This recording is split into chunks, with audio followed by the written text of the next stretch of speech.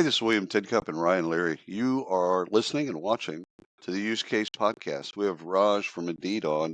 We'll be talking about a new product that they have called Smart Sourcing, and he's going to tell us all about it. So let's just jump in. Raj, hello. How are you doing?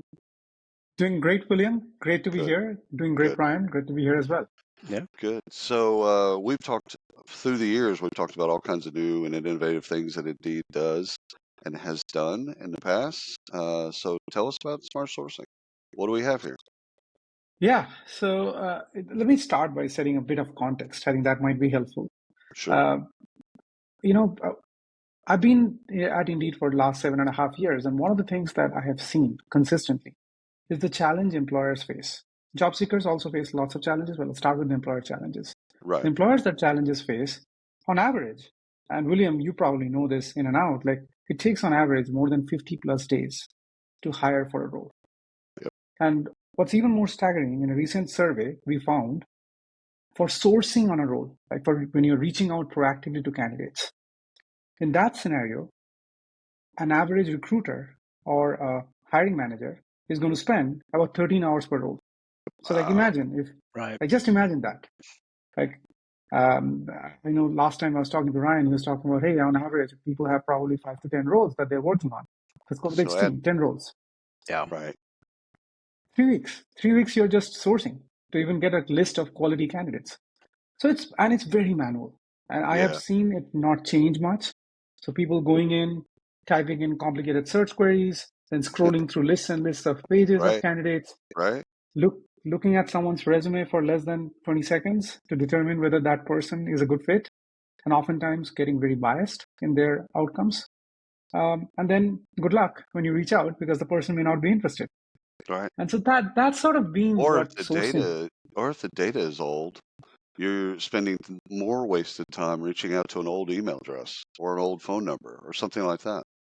Very astute observation, yes. And Yeah. oftentimes not hearing back. And Right. the reality is we haven't really reimagined sourcing for a long time. Right. And so circa 2021, we launched this product called Matched Candidates. And I'm giving a little bit of history so you kind of connect the dots with what Sure. exactly we're launching Yep. today. But with Matched Candidates, what we did was you give us a job, we will parse the job description, we will ask you the right structured questions. For example, hey, do you really need 3 years of experience in nursing for a nursing role? All those kind of things. And then once we have identified those, we will automatically deliver the best, most active candidates. Very important, the best qualified and the most active candidates. And we found that the results were staggeringly good. When employers would reach out, when a recruiter would reach out through Match Candidates, Right. the job seeker on the other end would be 17 times more likely to respond Wow. than if they found the job on their own. Like literally 17 times more likely. So Raj, So and I know yeah, we're gonna go through the evolution here, but how yeah. are you determining the activity level of these potential How candidates? they can see usage in Indeed. That's my guess. Is so they can Yes, see how that's often they true. were in or the last time they were in and how many searches and blah blah blah. That's my guess. Of course, Raj, correct me. No, No, Sorry, you're Ryan. wrong. You're wrong. I'm You're answering your absolutely question. wrong. I'm so sorry. I genuinely love it when I have folks like William who actually understand not just the external usage, but Yeah. why it behaves the way it behaves. So Right. yes, very true. And we capture every single interaction with Indeed, Right. and whether it's a search, and if you let's say you get into a search result, and we will show you a Yeah. job in the view job itself. We'll ask you questions. Hey Yep. Ryan, do you have 5 years of recruiting experience? Hey Ryan, do you live in this location? Like all these questions will confirm the things that Yeah. we're inferring, and those become part of our activity. So we know Well, that the it, person is active. So it you adds. don't have a little person or a person sitting in a car outside the No, house no, watching me. Gotcha. Okay. Yeah, no, but you're That would enriching be the data. I mean, the cool thing that's is you're right. doing two things. You're enriching by validating, Yeah. confirming, etc. You're enriching that data, and it's also giving them a better experience. I mean, we're talking about the employer, corporate side, but really the candidate. These are better results for them. So if they say, "Oh no, I'm not in Boston anymore. I've moved to Philadelphia," it's like, Okay. Well, you can change that, and then all of a sudden now start surfacing things that are more Philadelphia based, etc. Yeah, that Yeah. is totally that is exactly right. That is Right. exactly right. And I think the part that is really important here, and actually this is a good segue into that comment. Um, we do not believe a resume is either a perfect reflection of someone's background, nor is it the only authoritative document that you should use. Right. So what you just opened up, this Pandora's box that you just opened up around activity, That's all right. of these activity, like preferences, qualifications that exist about a job seeker, plus their resume, plus assessments that they take on our platform, all of that together becomes a 360 view of a job seeker. Right. And that's what we are using to do the matching.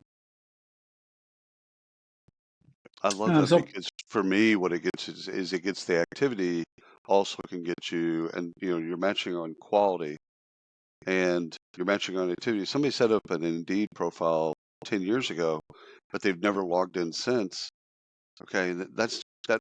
I mean, it might be a great match, so it might fulfill one criteria, but if they're not active, then that might waste time. It might, again, it might waste the source or the recruiter's time in trying to contact them. But I want to go back to really quickly to when you parse the job description, you're yeah, also, I think, probably using more AI and machine learning now to parse both that's the correct. all the experience and all of those types of things, and then doing the match between those two, right? 100%. And it's not keyword matching. I get this Right, question right, all the time. And, and I have people who keep telling me like, should I put more keywords in my resume or more no, keywords in my job no, description? It's no, no, no. no. It's far more intelligent than that today. Yeah. Well, it's like the contiguous skills that you have. So Yes, if you know how to, like, just take anything, take a software development language. If you know this language, we already know that you probably have a pretty good understanding of 5 languages that are contiguous. Did you list that on your resume or your profile? No, but we can kind of put the dots together, and an AI can 100%. completely do that. They can put all those dots together for us. Yeah, and I mean, if you take it one step further, these are all things that are happening right now. Let's say you're Yeah. a engineer working for company X, and we have enough profiles from company X. We know the kind of systems that that company X uses. Oh, So cool. so we can start to infer things that, Yeah. so all these, like we are starting to build really a skills database. Yeah. And in that skills database, we are connecting the dots and essentially like what would be called in other parts of the world knowledge graph. But I mean, that's a mouthful. I think very simply, all I say is connecting the dots. We're just connecting the dots effectively. With the job description, do we need to do a better job, or do we have a way to make that more enriched so that we understand Absolutely. if they ask for Absolutely. A, what they're really saying is they need B and C. So, multiple answers to that question. Let me start with a lot of people ask me this question around how is AI getting used in job description, right? So, Right. what is happening? So, if you come to Indeed, you post a job, we will guide you through a very prescriptive step by step on what you need to share to make your job description awesome. Oh, cool. Okay. Like literally, like every step. For example, I'm continuing the nursing example. So I'm posting a Right. nursing job. It'll say, hey, nursing jobs, you need a nurse certification. You Mm. need to have that as a requirement. And we kind of Years recommend of that. experience. Yeah. Exactly. So those kind of things we're adding. The job description itself is one of those, writer's block. Like people come in and they see a Mhm. blank page. They don't know Oh, what to write. you're being so kind, Ryan. You know this bit where we would every recruiter in the world has done this bit at one point. Usually it's early in their career. They go to Indeed. They'll go see a job that Yeah, okay, that nursing practitioner they want to go. They'll cut copy. Yeah, They'll I go back never into did that. Word. Yes, yes, you did. Or Never. worse, they'll use a job description from 10 years ago that's on their, that was for Yeah. a job that previously they had to fill. They'll use that job description and That's right. won't update it at all. They'll just post it. I mean, again, young in one's career, you make a lot of mistakes. But I love the fact that you walk them through to make sure that to give them the best opportunity of getting matched. Yeah. That's Now, right. Raj, are you writing? Are you providing the copy behind the job description, or just prompting them to include certain things? Now we actually are also essentially writing or auto Wow. creating the job Oh, description, right? oh, With that's one great click. news. Yeah. Yeah, very Because easy. Like you, Mhm. yeah, well, because you know this, you know what people search for. So you can actually, again, understand how people are searching, how they use, the search functionality in Indeed. You know, you can then tailor that to them and say, hey, listen, no, you don't even have to say, hey, listen, the AI just provides the sentence that's or right. the paragraph and say, and then you can go in and edit it, I'm sure, but why? If Indeed's providing the copy that's going to give you best kind of search results, why change it? 100%. And there is always the human side of things Yeah, yeah, where we of want course. to. Yeah, there is always, and these technologies, they're very new. Right, Like I always say this, like you can use generative AI is particularly great at summarization. So if you give right. it a lot of content, it can summarize very easily. But it's not particularly great at generating stuff that is 100% accurate. Agreed. There's always going to be some, we call it hallucination, lying, whatever you want to call it. Yeah, yeah, There's going to be some made up stuff. And the reality is you'll have it. And so you have to make the human aware that, hey, review the job description, make sure there isn't something there that you right, are offended by. right. So, yeah, I love it that Makes they call it sense. hallucinations because it's like fair. I guess that's a good word, but they probably could have used something else because I think when people see that, they're like, I don't understand this hallucination stuff. It's like, okay, I mean, there's a more colloquial term, you're essentially lying, but I don't think that's true for a machine. Uh, a machine doesn't really lie. I mean, it's just, no, no, no. yeah, It doesn't have feelings. I say that to my exactly. kids all the time. I'm like, the machine doesn't have feelings. It doesn't. It's it. Yeah, It's not like us. It'll exactly. be So interesting when it does have feelings. That'll be a different conversation. But that will be a different conversation. And we are not quite there with no, artificial no. general intelligence, but yes. Uh, I think, but getting back to the stream Right, of consciousness that we are talking about. So the idea here is very simple. Make the job description awesome because that's the foundation of matching. right. Make the profile awesome because that's also the other foundation of matching. You work And both sides. then both sides. And then I'll give you a sense of scale. Like we use 140 million qualifications and preferences every day to match. Right, right. So if you go back into now connecting it back to smart sourcing, because you asked me this question and I kind of went into a journey, No, but it's let me okay. now get back into smart sourcing very quickly. Um, Smart sourcing is sourcing reimagined, taking all of the stuff that I just described. Number one, we have the most active pool of candidates. We Right. have nearly 300 million resumes on our platform, and It's many of them are almost active, almost the right? size of the So, United States. Wow. so having that's one. Second, all this recommendation power, this matching power that I just described, how do you bring that to bear and essentially make it really easy whenever you have a job to see the list of candidates that are going to be active and qualified for your job? And third, make use of generative AI to reduce the burden. So Right. I know, Ryan, when you and I last chatted, you're talking about how the time you would spend in reviewing resumes, trying to Sure. find Yeah. out if this is a good match. What we have built is this concept of candidate highlights, where we summarize. I mentioned that generative AI is good at summarizing. Hmm. So it summarizes the list of skills this person has and what I would call the opportunities this person Right. has vis-a-vis this role. So Right. what might be an opportunity? Person has 4 years of experience. You are asking for 5 years of experience. Yeah. It's borderline. So have a review of the resume. So that's another one. And then a very easy way for you to reach out to that person using our smart message. Right. So you combine all of this, that is what smart messaging is. It's really like finding candidates who are great, finding them very easily, reaching out to them very easily, and making a connection that's fast. Yeah, I I think Ryan, go it's ahead. yeah. So Raj, this is interesting, and I know a lot of platforms offer a lot of different things, but I think historically recruiters have had the and it's a real challenge. Have had the challenge of not necessarily just finding the people, but making the inferences of, Hmm. well, Ryan only has 4 years of experience, but they don't understand that Ryan also used to work. Here's my third person for Hmm. you, William, I love it. talking in the Love third it. person. Thank you so much. Right. I also worked at company A during this time frame using this skill set, and during this time frame I potentially worked on these 3 or 4 projects that were ongoing at this organization at that time, which gives me potentially the experience that I don't have on my resume. You have that information, and I think that's important for recruiters to understand that Yep. this isn't this isn't replacing, and not that this ever would. This is Yep. part of the recruiting Yep. process. Just you But where move the these human in. tools, yeah, Yeah. where these tools have gotten so strong, right, has been the ability for me to say, well, here's 10 people, and here's 30 things I don't know anything about these because I don't it's not Yep. listed on their profile.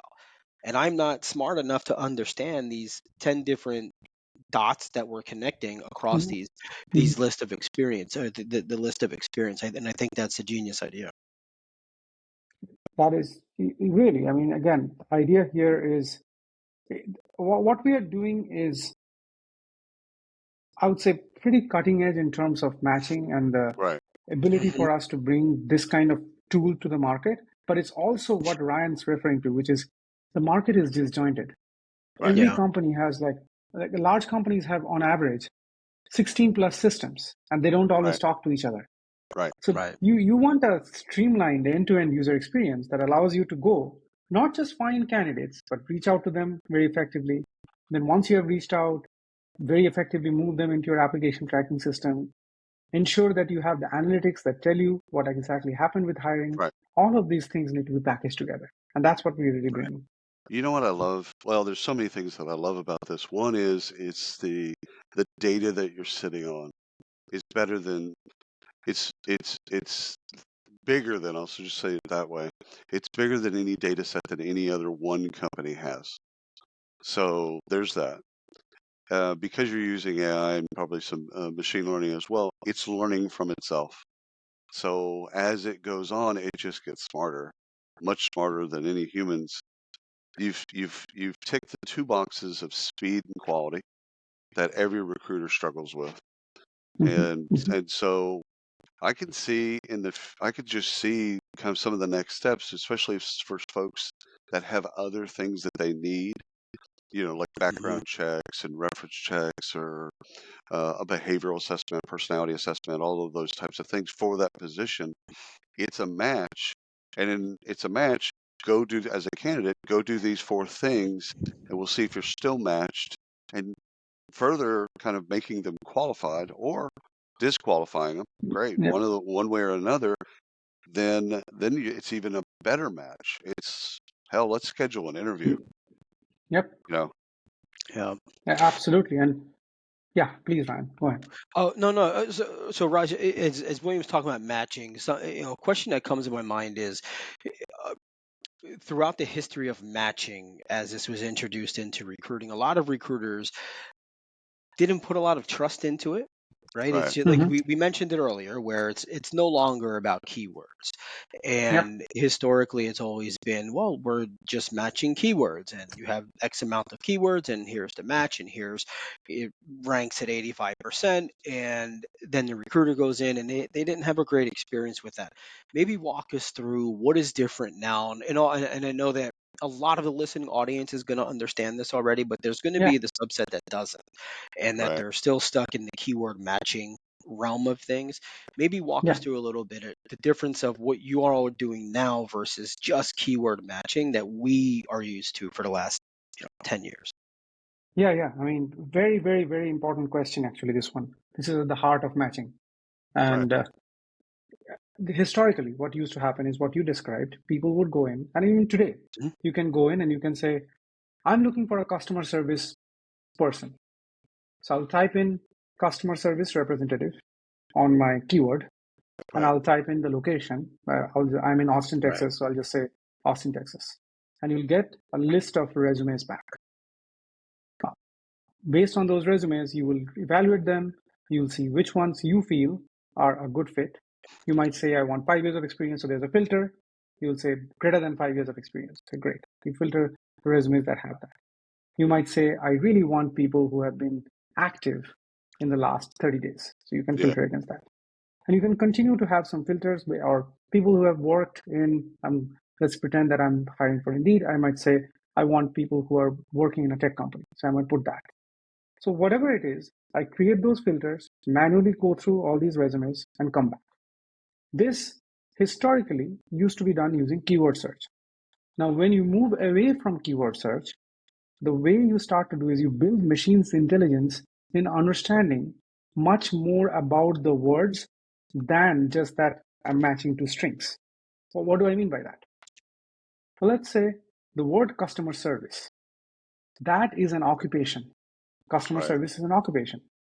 So if you just took customer and service, use those two strings and started matching, that gives you one result.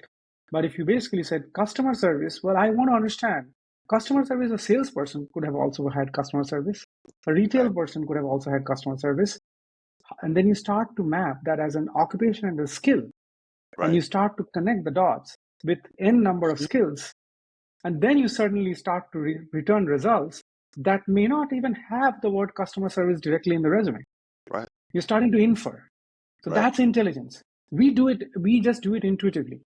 Right. Because we, as humans, we have been able to pattern match and understand that. Like if somebody comes and tells you, I worked in Macy's as a retail associate, you'll be like, yeah, you worked in customer service.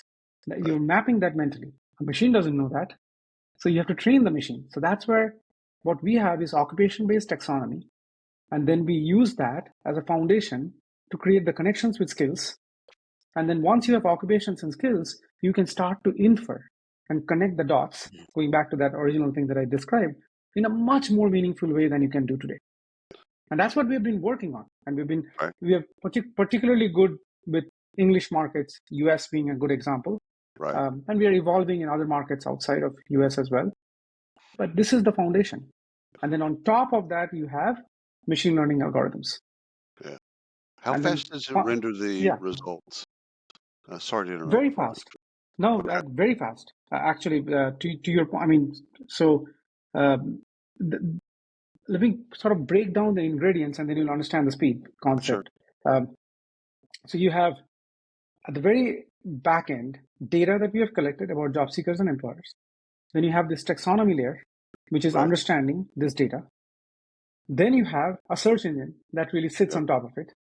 And then you have a user experience that's sitting on top of it. Like very crudely, I mean, there's a lot of things in the system. There's a bunch of other stuff in there. A bunch of other stuff, but think of it that way. So the search engine is built with latency in mind.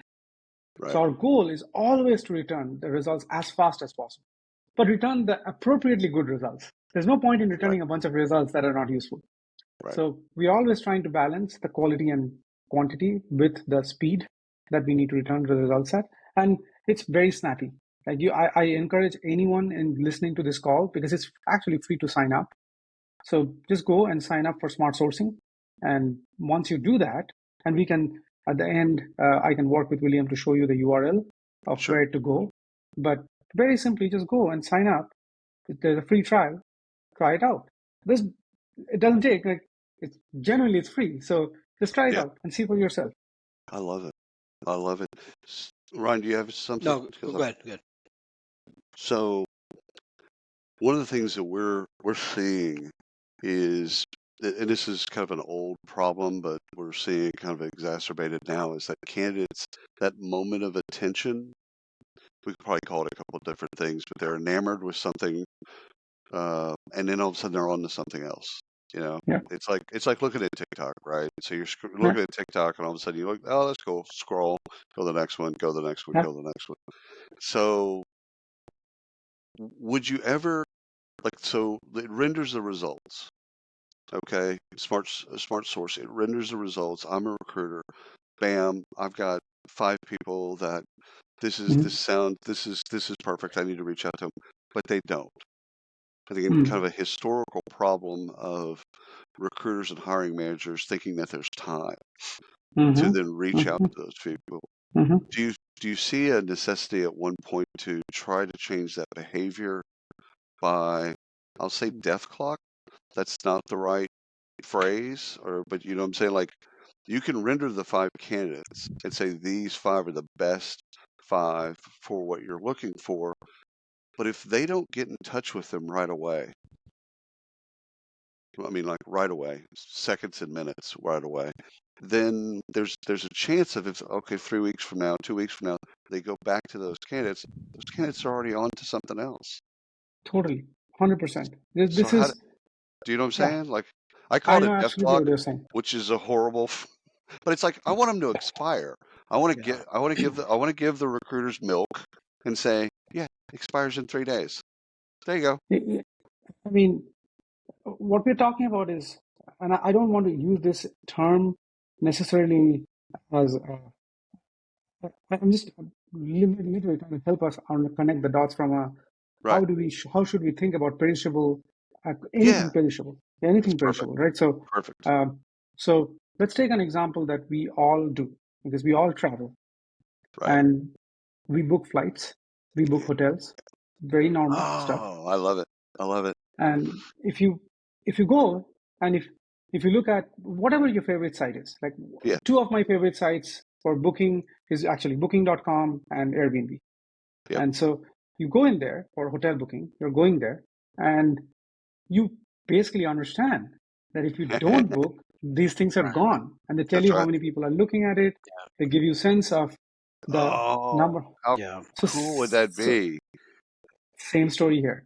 Like Yeah. literally same story here. So our goal ultimately is to nudge Yeah. employers, like hiring managers and recruiters, to understand that people are going to move on. Hmm. They have other opportunities. Like let's look at the macro. Like Yeah. let's look at today's job report that came out. The Yeah. Yeah. labor market is still tight. Very tight. So Yeah. yeah. So if you are going to sit and not reach out to these candidates, the valuable candidates that we surfaced up, they're going to go somewhere else. Somebody else will reach out to them. That's right. Yeah. I love both of those examples, both the perishable, talking about perishables and thinking about perishable candidates are perishable. I think that could really help to change the behaviors of Yeah. recruiters thinking that they're always going to be available. So Um, are you yeah. actually then presenting them with there's this candidate's applied to X number of jobs and has X number of conversations? Are you presenting them with that information? So we are going to. So some of Yeah. that we Okay. are starting to, Yeah. but yes, the idea here is very simple. We want to help employers understand that this candidate is in demand, and That's right. whatever the demand signals might be, Hmm. Hmm. Yes. and that's really important. That's really important. You could do, I mean, because you're sitting on the data, it's how many people have looked at their profile. Again, how many people they're interacting with currently. Like, like, Correct. like again, Yeah. you could treat that perishable in so many different ways, but it's giving them that data to then change the behavior Yeah. so Well, that they're it Yes. like, once gamifies that it as well. it does. Yeah, that's Yeah. perfect. Good word, Raj. Because Upwork does this with their gigs as you're applied. You see X number of proposals have been submitted, Yes. and you need to make yeah, that decision as a freelancer. Yeah. Do I want to compete with this, right? Am I only going to go for ones that have 0 to 5 proposals or 20 to 30? Like, how do you, Yeah. and you have to make that decision, but you use your credits wisely, yeah, right? So the recruiters will 100%. have to use their time wisely and say, well, Raj applied for the opportunity, but he's also got Yep. 17 conversations. I yeah. really like Raj, or maybe I don't like him so much. Let's move on to the next, right? I mean, I love the I, idea. but it gives them a sense of, hey, they have to move quickly. And I Yeah, thought yeah, when you were first going into the flights deal, I book everything through American Airlines because they're in DFW, they're headquartered here. Yeah. Yeah. But when you book, you know, that itinerary is only good for 24 hours. Yep. Like, I right. mean, that's it. And so like, That's it. okay, let me save a flight. Okay, I like that. Let me save a flight. I got 24 hours to make a decision because after that, it's gone. That Yeah. Speedy is deal. like 10 minutes and you're done. I, but it's like that deal is gone. Yeah, And Yeah. if we can rearrange that thinking for the corporate side, that, hey, they're gone after whatever period of time or whatever. I think it's great. I think that, again, whenever you launch that, we'll have to do a different podcast about that, because I think just the behavioral change, because we used to think of, and I still think a lot of hiring managers think in this way, where there's a candidate-driven market and employer-driven market, and that's usually tied to recessions and things like that. There's no such thing anymore. It's all a candidate-driven market. It So is. It is. you And either and respond or don't get that. You don't get that talent. You might get in somebody else right. with a lower match or Right. whatever, but you don't get that person. I think demographic shift is very clear in this country. It's clear in every Western economy, and Yeah. if we are actually very fortunate. If you know Recruit, which is the Yeah, of course. overall mother company, Hmm. Yeah, yeah. uh, they're based out of Japan, and so because of our tight partnership with them, we know a lot about what's going on in the Japanese market. Right. And you don't have to look that far. Like the Japanese market, it's a shrinking labor pool. Right. People don't change jobs as often in Japan. There's a very It's also an aging population. It's an aging population, right? Yeah. So, and in US, and I'm not going to be able to talk about immigration or anything. I don't know much about it, like to be honest, like Yeah. on what's going on. But I can certainly tell you that our overall population is aging. That's just Yep. happening. And so, if you have a shrinking population or aging population who are not going to be working, and Right. then you don't have an inflow of people coming into the country, you're eventually going to have a smaller labor pool. That's That's just right. going to happen.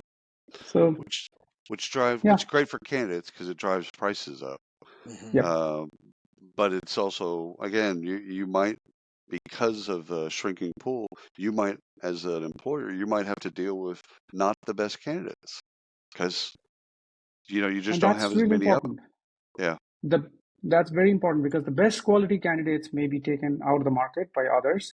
So I mean, really what we are talking about is we want active candidates who are serious about looking for a new opportunity. There's no Right. point in reaching out to many passive candidates, which is a recruiter's brain. Like I talk to our Yeah. internal recruiters, external recruiters, everybody complains. I reach out to so many people and they never respond back or they Yeah. respond back negatively. So how do you reach out to people who will respond positively? So that's one part of matching. The second part of matching is how do you reach out to the right people? The people who have the appropriate qualifications and the people who are likely to be the ones who are going to take your opportunity seriously. So I think that's the second part.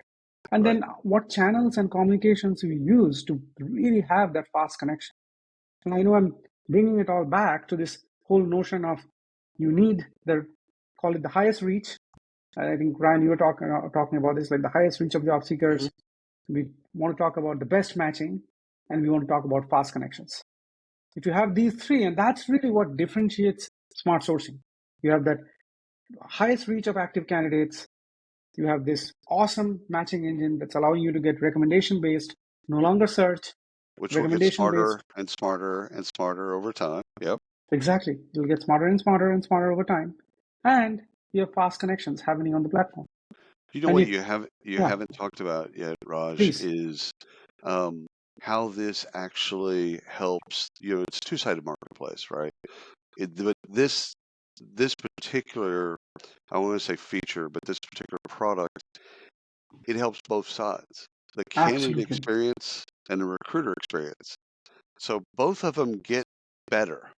So the Yep. candidates get better matched to the jobs that kind of fit them. So it serves up things for them. They get connected to people that will Yep. desire their skill set, etc. And for recruiters, they don't have to waste time, which is frustrating. But also they get to interact with candidates that are better fits. So That Yes. actually I care about the opportunity. Yeah. yeah, it's like Yeah. both sides. I can see their happiness scores, right?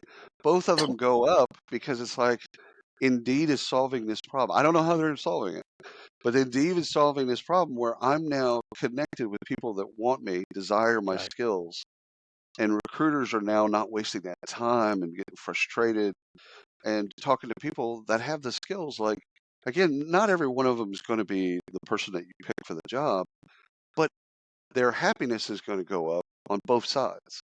100%. And this is the heart of what we are saying. Make hiring Right. simpler, faster, and more human. Bring Right. the human back in hiring. Right. Technology should help us, not make our lives more complex. And so the job seeker side, you talked about that. I'll share a couple of stats that might maybe new to you all, but also could be something that you may already know. So number one, more than half of job seekers, more than 50% of job seekers say they're super frustrated with slow process. Oh, They're complaining about it. what was the percentage? More than 50. Oh, yeah, that's more like Yeah. 90. I got you. Yeah. Yeah, Yeah. like 98. Yeah. Who And I would like, who isn't frustrated by the Yeah. yeah. by the slowness of the I love process? slow process. I love it all. Yeah, put me in that. When you're making ribs, that's one thing, but no, Yeah. this is so anyhow, get it. They're frustrated. Their frustration comes from I didn't hear from them, or if I heard from them, it took forever. And oh, by the way, it wasn't a great match. Again, getting Correct. back to your customer service Yes. example earlier, they want customer service in the context of this. Exactly. I've got great customer experience, but it's in the context of this. Yes. Yeah. Okay. Sorry to interrupt. No. And 40% of them, this is also another stat that just we recently learned, 40% of them have been contacted by a company for a job that was just not right for them. So 100%. this is the other, so job seekers are frustrated. Oh yeah. And we are always job seeker first. And yes, we have built smart sourcing as a tool for employers, and we think it will really change the game on sourcing. But it is also really putting the job seeker at the heart of it. Right. And when we talk about matching, and I don't remember, one of you were talking about this concept of what exactly we do in matching, the preferences part Right. of where a job seeker says, I really want to be reached out for this location, or I do not want to receive a job reach out where the salary is less than $50,000. Right. Whatever it is, those Whatever. things are being honored. And that's a key thing. Like, we're not reaching out to job seekers willy-nilly. Yeah. It could be a perfect match, but if the candidate wants to do remote, right? It's a perfect match, but you have a policy where it's 3 days in the office or whatever the bid is. Okay. It's kind of Yes. a hybrid model. It can be a perfect match, but it's not a perfect match if it doesn't meet or exceed the criteria of the candidate. Exactly. And employers want to know that too. Yeah. Going back to the wastage of time. Right. And one stat I forgot to share about smart sourcing, because I think this is actually going to be powerful for the users to understand. With smart sourcing, we have been able to save in the hiring process more than 6 hours per role. Right. Right. Basically per week you're Yeah. saving Like 5 more hours than a 6 roll at that hours. point.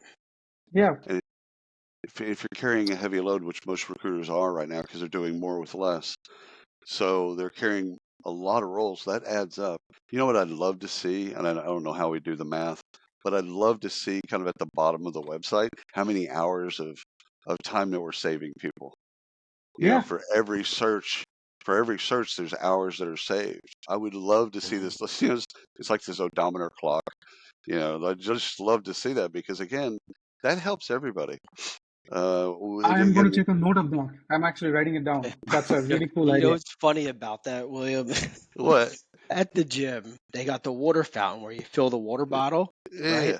And it tells you how many plastic bottles Yes. Yeah. that and I gotta tell you, I want to every know. day I go and get water, I look at it, I'm like, it's gonna hit 500,000 next week. Yeah. And I watch it tick up and up. I I want to love know. the idea. Do it, I want to Yep. know how many hours it saves. And as a recruiter, so if the sell is hard for a corporate recruiter or an employer, this is real simple. It's better matches, faster. Yeah. We're not going to waste, and we're saving you time, which is actually saving you money. Get right down It's to it. Right, time is money, so we're saving you those things.